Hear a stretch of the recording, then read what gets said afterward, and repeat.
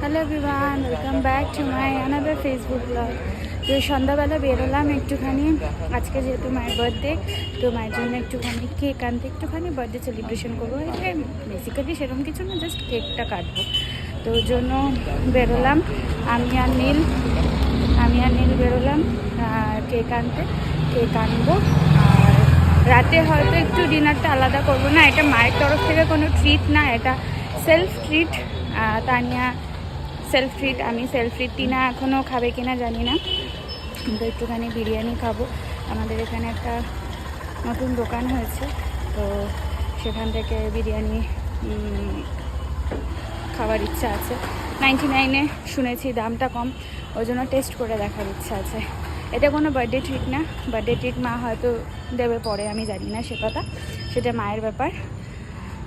তো আমরা যে এখন দুজনে মিলে হাঁটতে হাঁটতে চললাম মায়ের জন্য সারপ্রাইজ কেক আনতে। মা কিন্তু জানে না, আরেকটাও কিছু কেক হয়তো নেওয়া হবে, সেটা কি ব্যাপার সেটা তোমরা পরে জানতে পারবে। তোমাদের সাথে তো অবশ্যই শেয়ার করব। তো মা জানে না, মাকে জাস্ট বললাম যে একটু দোকানে যাচ্ছি, কি কারণে না আমার জন্য একটা কিছু আনার আছে, তো সেই বলে আর কি মাকে বেরোলাম। তো মাকে সারপ্রাইজ দেয় প্রত্যেকবারই, মানে বিয়ের আগে থেকে আমি প্রত্যেকবারই মাকে সারপ্রাইজ দিই, কিন্তু বিয়ের 2 বছর আমি যেহেতু মায়ের বার্থডেতে থাকতে পারিনি, তো তানিয়া টিনারাই আমার এই দায়িত্বটা ওরা পালন করতো। তো আজকে যেহেতু এই বছর যেহেতু আমি আছি, তো তাই জন্য আমি ভাবলাম আমি এবছর মাকে সারপ্রাইজটা দিই, যেহেতু গেল 2 বছর।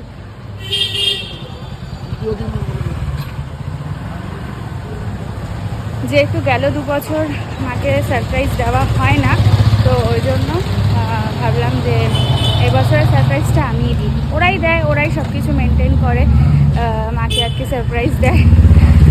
মা একটু আনন্দ হয়ে যায়। এইগুলোই তো মাদের আর কী আছে বলো, এগুলোই তো ছোটো ছোটো একটুখানি মজা করবে, দেবে বাড়িতে, আনন্দ আর কি। সেই চাঁদ উঠেছে হালকা, ওই দেখো, এটা না কিন্তু ওই পাশে। চলো সামনেই মিয়ামোড়ে প্রায় চলেই এসেছি, সেখান থেকে নিয়ে নেবো।